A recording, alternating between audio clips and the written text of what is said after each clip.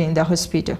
Community members further expressed disappointment that despite Gomba's political significance, basic health infrastructure remains underdeveloped, and they are now calling for government to make healthcare improvement a priority in new term, insisting that access to emergency medical care should depend on where someone lives.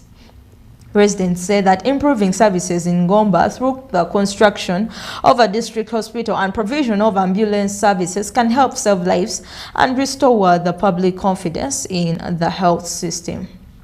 Now, moving on to our next story, the Ministry of Health has officially announced a major national conference focused on health promotion, disease prevention, and strengthening community healthcare system across Uganda. The Ministry of Health, through its Health Promotion Division and the Pro-CWS initiative, has issued a call for abstracts ahead of 2026 Health Promotion and Disease Prevention Conference, scheduled to take place from December 9th to 11th. The conference will be held at Speak Resort Munyonyo under the theme Institutionalizing the Community Health Workforce and the Foundation of Primary Health Care and Security. Health officials say that the conference aims to bring together researchers, innovators, health professionals, policymakers, and community health workers to share ideas, research findings, innovations, and best practices that can strengthen Uganda's healthcare system. According to the ministry, discussions with a focus will focus on 5 major areas, including strengthening community-based disease prevention services for both communicable and non-communicable diseases, digital transformation for community engagement, and improving reproductive, maternal, newborn, adolescent, and child health services. Other areas of focus will include building community resilience for health emergencies such as outbreaks for disasters, as well as advising a social and behavior change for better health and well-being. The ministry is encouraging researchers, organizations, and health practitioners to submit their abstracts, highlighting innovative healthcare solutions and successful community interventions. Officials say that all submissions must be sent before June 30th, 2026, and that's the deadline. Health experts believe that strengthening community system remains highly critical in improving early disease detection, public health awareness, prevention efforts, and emergency response capacity.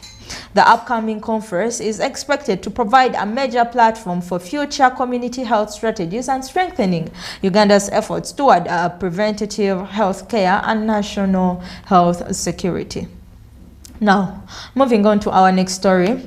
So as Ugandans continue to observe Mental Health Awareness Month, mental health experts are reminding the public that seeking help during emotional struggles is not a sign of weakness, but also a sign of courage and strength.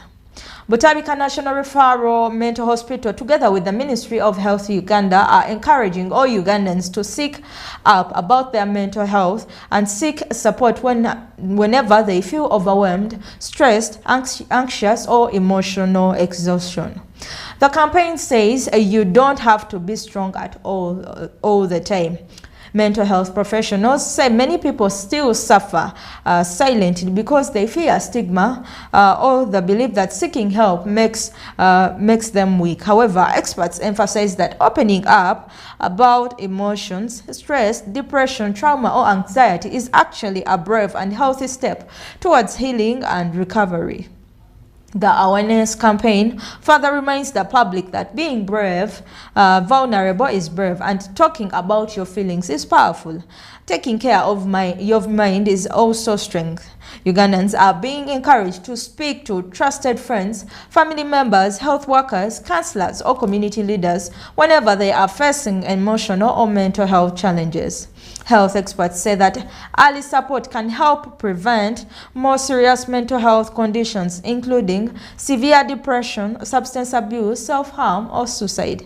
Anyone seeking mental health support or information can contact the Ministry of Health toll line on 0800 100066 or the Butabika support line on 0800 211 306. Mental health specialists continue to remind the public that no one should struggle alone, and seeking help is one of the strongest decisions a person can ever make. Now, moving on to our next story. Doctors at Mbalara Referral Hospital have successfully carried out a highly delicate, life-saving surgery after removing 50 stitching needles and other dangerous foreign objects from a stomach of a young boy. Medical officials at Mbarara Referral Regional Hospital said that the hospital pediatric surgery team successfully operated a 9-year-old and removed approximately 50 stitching needles together with other foreign materials from his body in what medical experts have described as an extraordinary and complex surgery procedure. According to the hospital, the needles have spread across the child's stomach, placing his life in a serious danger and requiring urgent specialized surgery. Hospital officials thanked God for guiding the medical team through the successful operation, saying that the child is now out of danger and is continuing to receive follow-up medical care. Reporters indicate that the child was referred to the hospital after scans revealed multiple metallic bodies inside his body following a severe abdominal pain and deteriorating health conditions. Investigations into this matter are still ongoing after allegations emerged that the boy may have been forced to swallow the needles over a period of time. Police in Western Uganda are reportedly handling the case as concerns over child abuse continue to grow in Uganda. Health experts say that the successful surgery highlights the growing importance of specialized pediatric surgery services in Uganda, especially at referral hospitals handling complex emergency cases.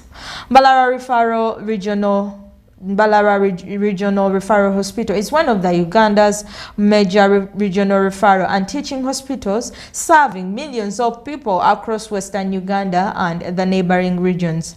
Medical professionals are also using the incident to call for stronger child protection systems, community vigilance, and early reporting of suspected abuse cases before children suffer from life-threatening harm. Doctors say that the child's recovery is a remarkable medical success, but the incident also serves a painful reminder of the urgent need to protect children from violence, neglect, and abuse within the communities at large. And those are our stories for today. And as Uganda marks another important political milestone, the Ministry of Health Uganda has joined the rest of the country in congratulating President Yoweri Kaguta Museveni upon his swearing-in ceremony. Let's now take a look at the Ministry of Health special message and reflection on the country's health sector journey and the future priorities.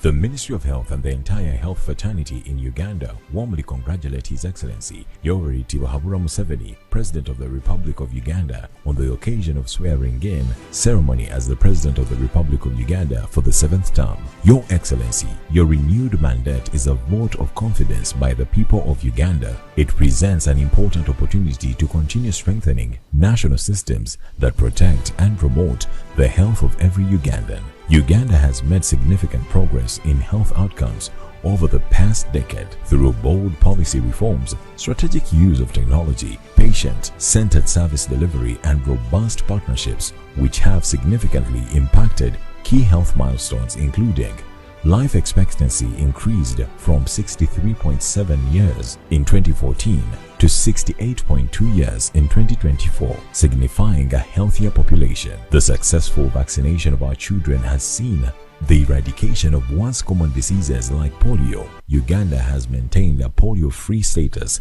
since 2006. Uganda has also registered a significant improvement in the HIV treatment. Coverage has risen from 60% in 2019-2020 to 96.8% in 2023-2024. The recent introduction of the lenacapavir injection as a pre-exposure prophylaxis dose is another key milestone in the prevention of HIV in Uganda. Resilience to disease outbreaks. Uganda's health systems has shown significant resilience against disease outbreaks in terms of preparedness, detection, and rapid exposure. Over the years, a robust health security system has been built to quickly detect and respond to disease outbreaks.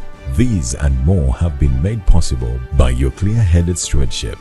The Ministry of Health remains committed to supporting your administration's priorities through sustained investment in primary health, epidemic preparedness, medical innovation frontline, workforce development, and community health initiatives. Congratulations once again.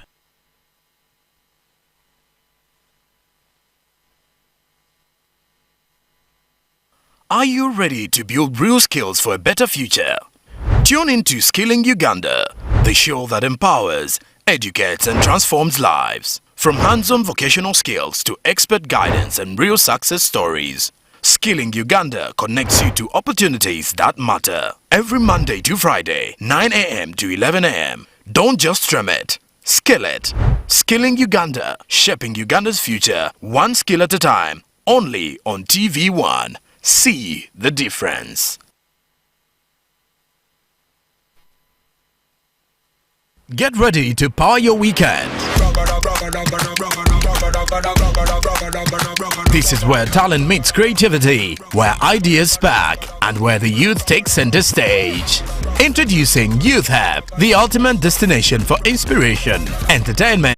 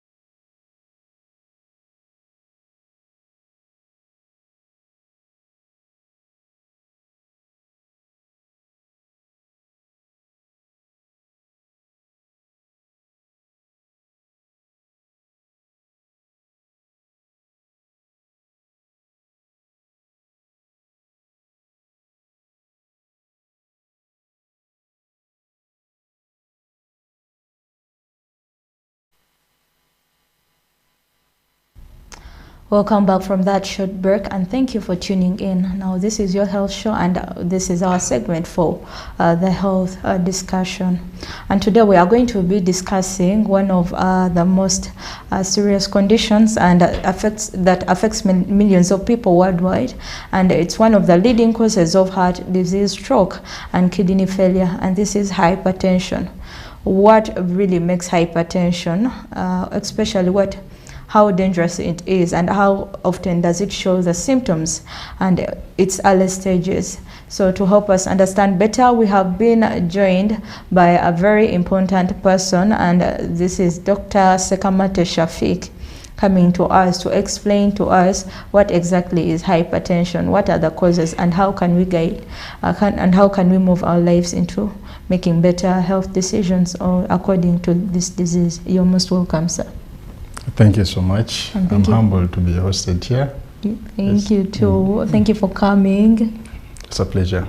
How was your journey coming here? Well, you know, the jam in town, the roads of the town, it's kind of hectic, but I thank God I safely managed to reach the But place. I think today it's not so hectic. Yesterday, that's when it was so hectic. Today, cars are moving freely. Yeah, but of course in some roads, I had to park for a few minutes, not that much, but a few minutes. But eventually we made it here. Okay, that's nice then. So to begin with, let's start with exactly explaining to us what exactly is hypertension. When someone says hypertension, what exactly is that? Hypertension. Yeah, well, hypertension is I would say a disorder that comes along when someone's blood pressure is persistently rising, especially taken at different intervals. So we know the blood pressure has what we call the normal ranges, from where it is supposed to begin and where it's supposed to, where we say this is the maximum someone shouldn't exceed. And that is from 90 to 140. Beyond that, that is with the systolic, and then we have the diastolic. It is normally measured in two forms. The one that is up, which we call the systolic, and then the one that is normally down, that we call diastolic. So the systolic one, the upper one, is the one that is supposed to lie between 90 and 140. Then the lower one, the one that we call diastolic, is supposed to lie between 60 and 90. So beyond that, that's when we say someone has hypertension. Only when there are repeated readings that show over that range. So meaning even though it has gone high, even though it has gone low, so low, for once, that means I maybe I don't have hypertension. Yes, there are scenarios. The routine scenario may be when someone is from doing activities, exercises, the pressure tends to increase. Or someone is scared and anxious over something, maybe stress, it tends to increase. But we say someone has hypertension only if that pressure is persistently high. Even when someone the body is from rest, someone is from resting, and it is taken, we take the blood pressure readings at different intervals, and the pressure keeps high. Going beyond 140 over 90. Yeah, that's when we say that someone has hypertension. So when you are to look at the epidemiology for hypertension, how do you even describe that? We increase, has it had the cases for hypertension increased nowadays, or? Well, it is increasing highly because initially, first of all, we used to see such condition, chronic conditions, because hypertension lies in what we call chronic conditions. Chronic condition, I mean those conditions that most of the time when they come, someone has to live with them. So, and those conditions normally come with aging. So apparently, the unfortunate bit is that even the young adults, they're having hypertension. So the incidences are increasing, the epidemiology is high because of different factors. So why is it even called a silent killer? Yes, it's called a silent killer because first of all, someone gets hypertension, gets high blood pressure, and you would not even get to know the symptoms.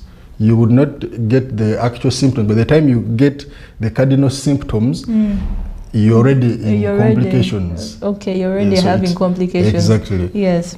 So there is a silent killer because it comes unnoticed. It doesn't call, like maybe when you get malaria, you get fevers and the likes. No. But that other people we get to know. Someone has come for a different checkup, maybe in a hospital. Yes. And incidentally, they find the pressure is raised. So what you're trying to say that hypertension doesn't have like symptoms or signs?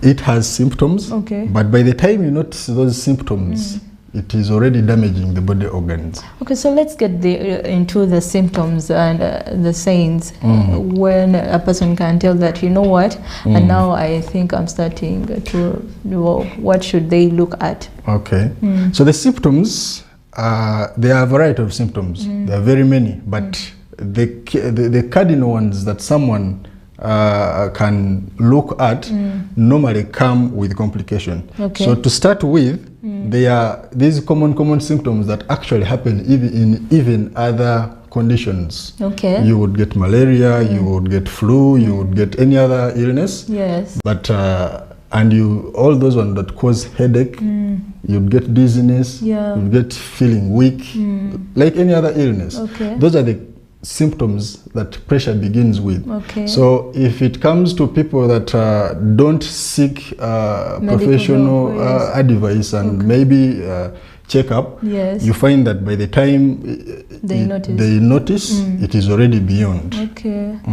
So let's look at which people are most likely to get affected with hypertension. Well, the people that are prone to getting hypertension, to begin with, if any person has the first degree relative, there are those that we call first degree relatives, maybe in the lineage of your father. Okay. And if in your family, if you have a hypertension disease, meaning you are at a risk at any time of it coming. Yes. So someone who have, I would say, high body mass index, all those people that are obese, they are prone to getting hypertension. Yes. People who have chronic illnesses, including diabetes, including renal disease, kidney problems, they are also prone to getting diabetes. People who consume high carbohydrate-rich foods and sweetened things. Most of the time they are depending on such foods. They are prone to getting hypertension. Yes. And the other thing would be in secondary causes, the diseases of the kidneys.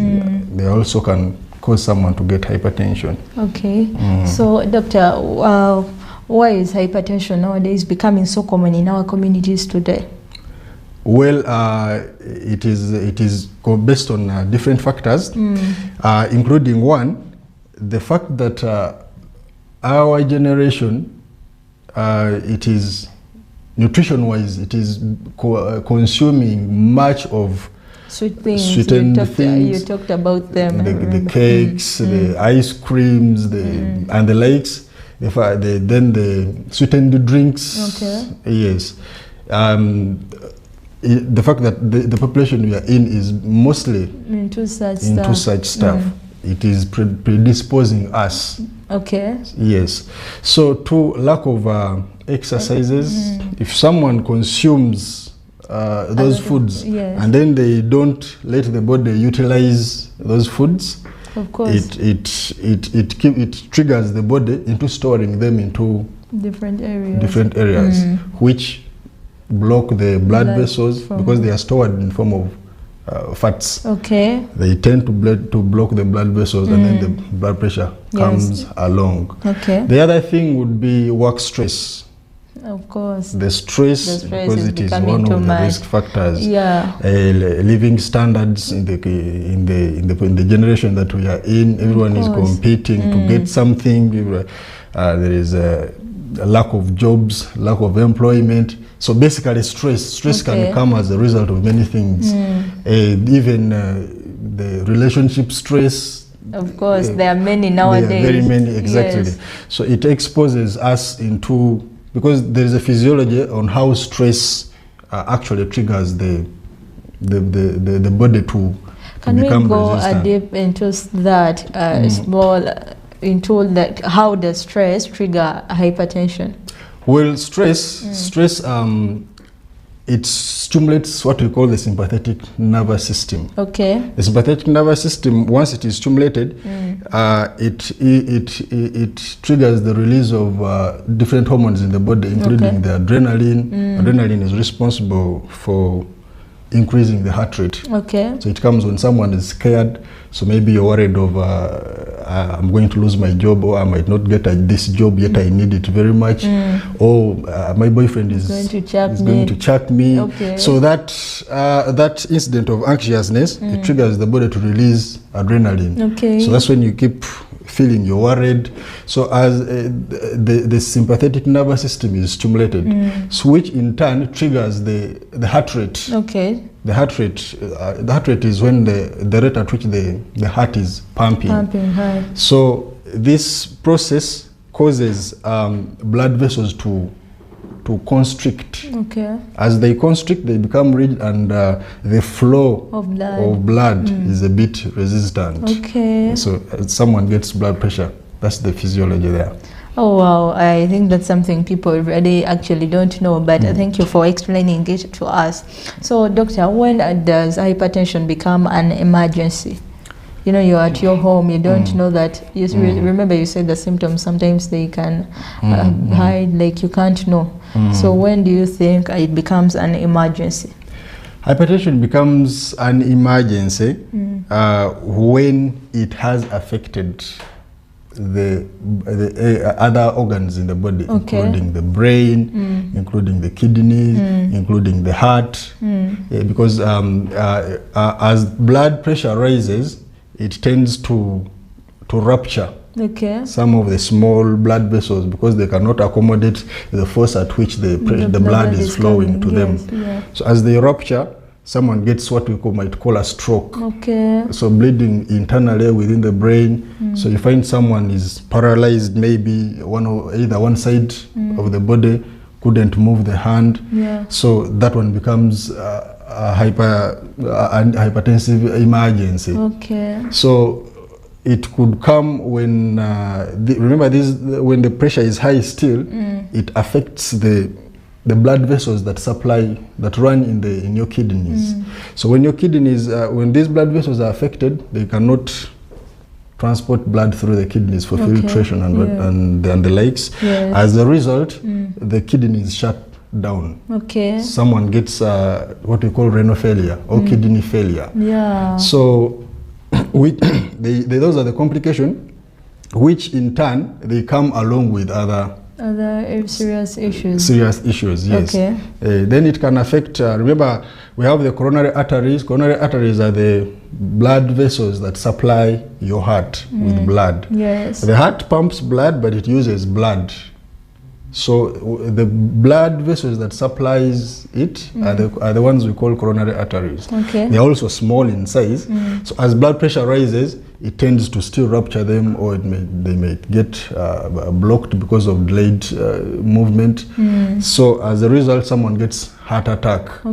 So the continued racing of the heart, constricting, still triggers the heart the heart chambers to become dilated. Once they get dilated, someone gets complications with the heart, heart failure, what we call cardiomyopathies and the likes. So doctor, you've explained to us when you've also added the organs that can be affected. Now we've seen how it works, and why do you think nowadays early detection is so low for hypertension among people? Why it is so low?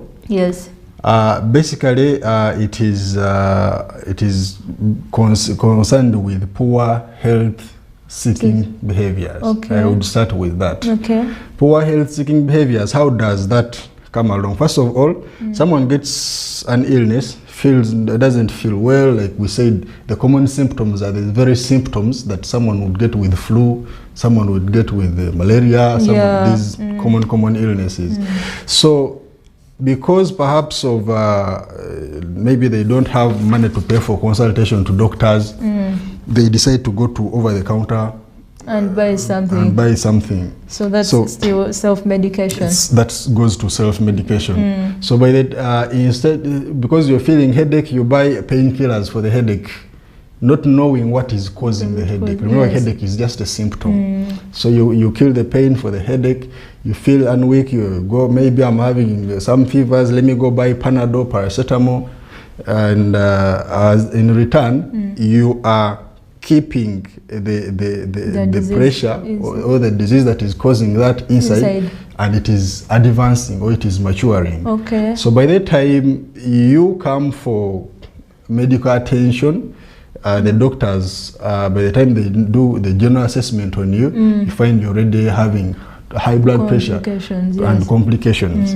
So poor health-seeking behaviors are one of the leading causes as to why there is poor there is delay in early detection and diagnosis.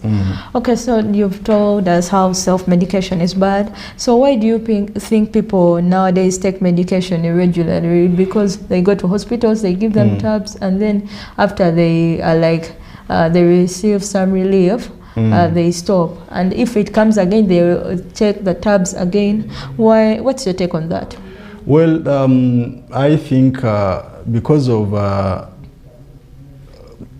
would say, if people are not well versed with the information, especially in the counseling session, remember now people perceive that when someone is having a such disease, such condition like hypertension, they are going to take medication for life. Yet it isn't the routine. Yes, some of them tend to do that, but not all of them that do take medication for life. So because people are fearing that, oh, my other friend had hypertension and is on medication for life, now I'm developing, they fear that essence of daily pill, taking a pill every now and then. So it when they take on some medication for like maybe a week or two and they feel better, they stop.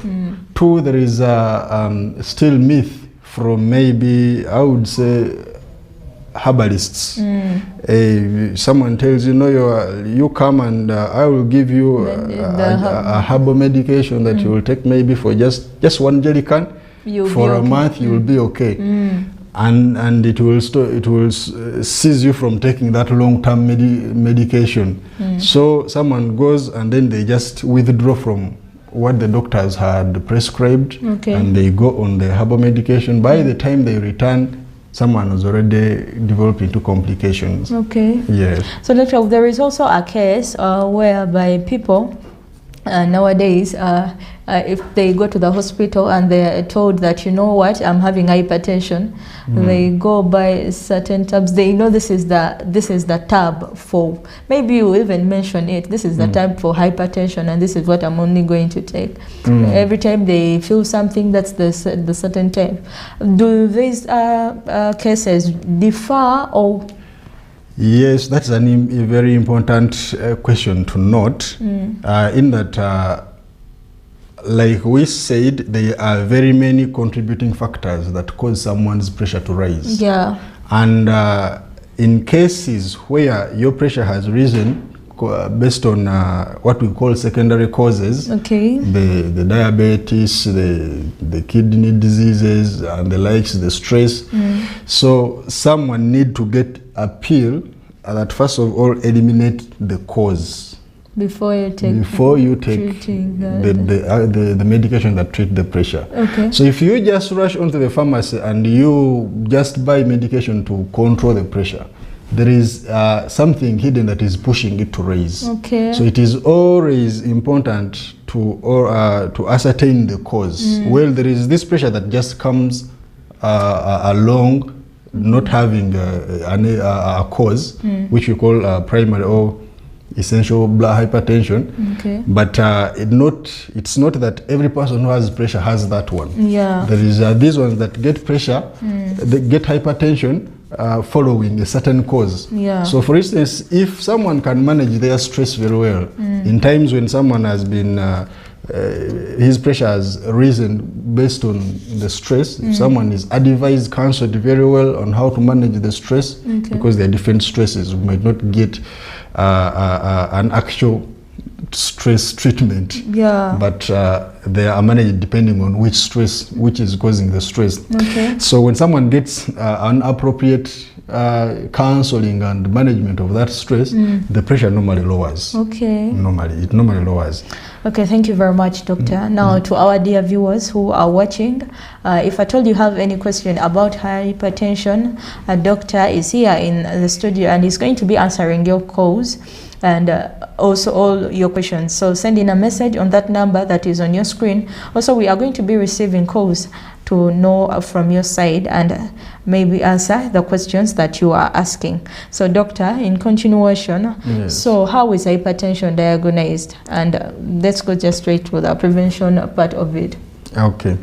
Diagnosis is majorly done through measurements. You go to the hospital, they take your blood pressure readings, and the doctor will tell you that your pressure is high, and then through discussions, that's a very important note, through the talks that you have with the doctor, that's when he or she will get to know that your pressure has risen because of maybe stressors, or maybe you are having an underlying illness that is trying to trigger your pressures to raise, and they will provide an appropriate treatment for you based on what you have discussed.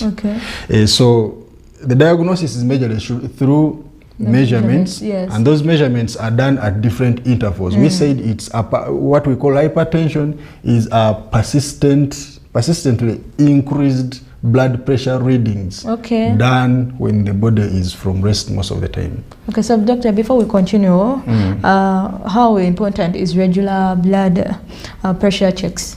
Yes, regular blood pressure is one of the basic checkups that is done in all hospitals. Medical centers, yes, it is very important because we said it is hypertension is a silent killer. By the time you get to know, it has already affected your body organs. So regular checkups helps detect early that your pressure has risen, but you are still lucky that your kidneys has not yet been affected, or your heart has not been affected. So it is aimed at preventing complication. So what are the main treatment options there available for hypertension? Well, treatment options depend on the stages. Because we stage hypertension in different ways, from pre-hypertension stage, when someone's blood pressure is above 130 over 80, but not exceeding 140 over 90. So that is, we call that stage 1. So most of the times at that stage, we find that we do what we call non-pharmacological management, where we advise someone to dietary restrictions. If someone is having a high body mass index, we tend to run a few tests to determine their blood cholesterol levels, which cholesterol they make deposits on blood vessels, like I explained before.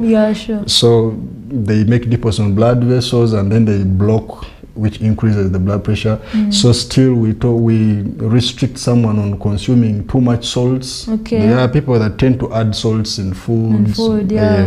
So salt triggers the body to have much retention, water retention in your blood, which pushes the pressure to raise. So that is in non-pharmacological management. We recommend someone to carry out exercises. So which exercise help on use of the stored body fats and reduction in the body size. So when we go to secondary stage runs between 140 to 160. And then from 90 to I think 120 there. The lower one. So in secondary stage, we tend to give medications mostly tablets. There are medication of different types, yeah. and they are given most of the times depending on what is causing. Your doctor might include a medication for the kidney after determining that maybe your kidneys are maybe being affected, or they are the ones that are triggering the pressure to raise. Yeah. So in secondary stage, we tend to use pharmacological with starting medications. Yeah. So you will find someone is taking only one tablet and his or her BP, blood pressure is controlled. Then you will find those that are taking 2 or 3 different regimens, and that's where their blood pressure is controlled. Okay. So the treatment options depend on which stage someone is at.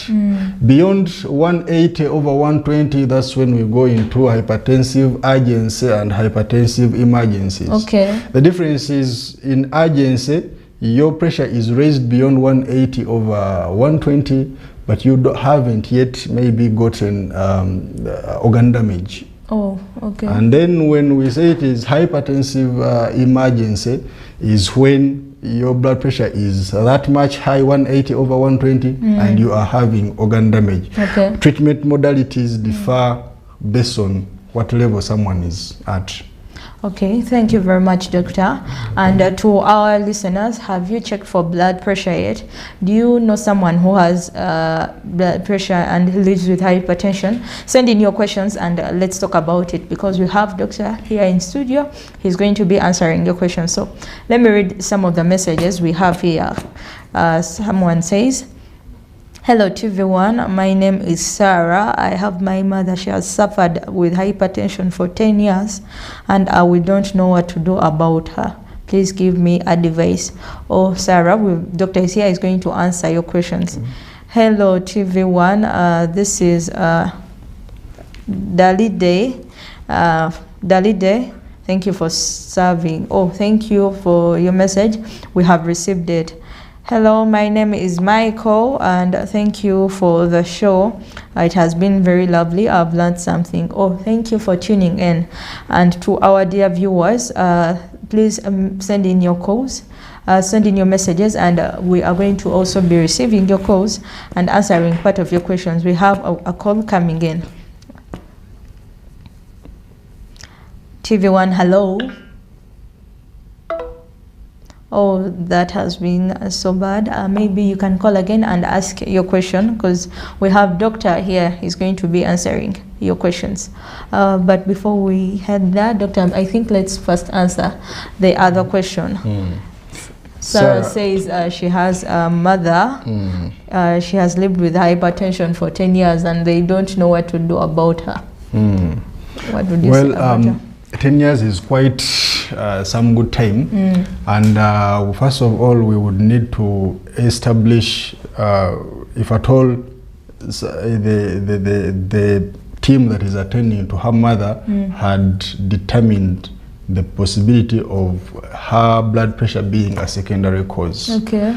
Like we said, there are secondary causes of hypertension, and most of the times once they are treated very well, the pressure tend to reverse. Okay. Second of all, we would want to know if blood pressure of her mother has been has affected her mother's body organs. Okay. Because if at all pressure can come, and once it is poorly controlled, it affects the kidneys. Okay. And once the kidneys have been affected, they will still trigger the pressure to raise again. So you see the scenario that the kidney has been affected, and itself being affected, it is still raising the pressure. Okay. So in most of the times, this is where we say that we need to determine the level at which the body, it involves a couple of checkups. Okay. Where you need to do what we call renal functions tests, and maybe ultrasonography of the kidneys, where you will need to do the heart checkups, the echo, the ECG, to see in those chambers and how well the heart is working out. So what we can tell to Sarah is that she needs to seek appropriate professional advice from perhaps physicians that handle that. Okay. And we would not assure her of the pressure going out completely or normalizing completely, because like we said, there is what we call essential that just comes along, maybe with aging, the blood vessels are resistant, but the focus should be on it being controlled. If her mother's blood pressure is well controlled, then it's just a matter of counseling them, and they get to know that maybe it is one of the pressure, the hypertension that has come that we have to live with. Okay. Yes, not necessarily that, like we said, not all of them that it has to be reversed. Some of them have to live with it. Okay. But most of the time, the point here should be that there are those that have hypertension that can be reversed. Okay. Yes, and they are just on medication controlling it when they have a silent trigger inside that has not been determined yet. Okay, thank you very much, Doctor. Another one, hello TV1, my name is Percy from Kayunga. So my mom received surgery for goiter, but ever since she developed complications for hypertension. How would you advise? Well, I think that one has to do in the causes that we are discussed, because goiter lies in the endocrine system, the endocrine system that secretes some of the body hormones. So there are medications that are supposed to be maybe adjusted, put on her to now she said she got a thyroid goiter surgery. That's how she called it. Yes, goiter surgery. They are removing the thyroid. Yeah. Yes.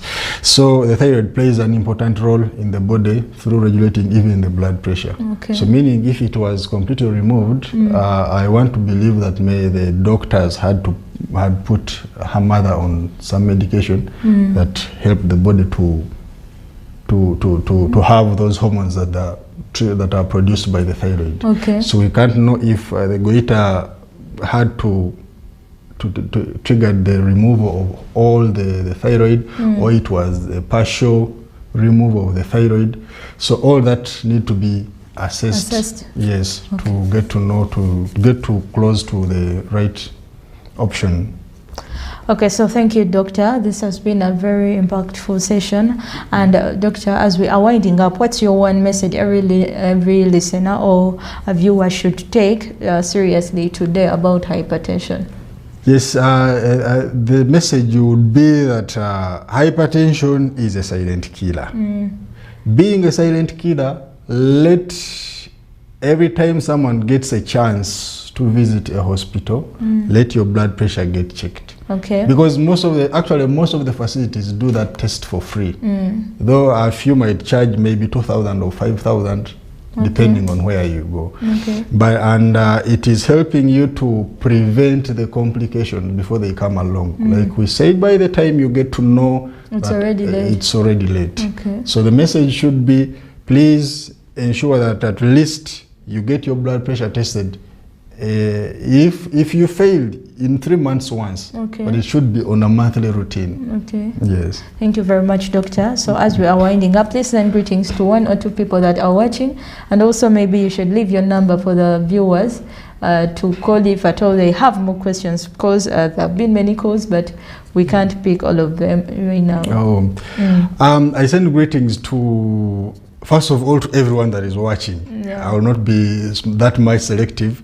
That I send greetings to the team at Riyadh the Healthcare that is there trying to save life. Okay. Everyone that is there, and the medical staffs, wherever they are, for the best they are doing to our generation. Okay. I send greetings to everyone that knows Dr. Sekamate Shafiq, and I send greetings to my host. Thank you very much. Kaitesi. Thank you very much. Also your number? My number is 0703 30 80 55. 0703 30 80 55. Or you can reach me on NMTN number 0788 30 24 53. Okay, thank you very much, Doctor. So that has been Dr. Sekamate, and we have seen that hypertension may be silent, but its impact is loud and serious. Also, awareness, early detection, and lifestyle change can save many lives. So thank you for tuning in, and take care of your heart. Let's meet again tomorrow from 4 to 5 with mental health. Have a good day.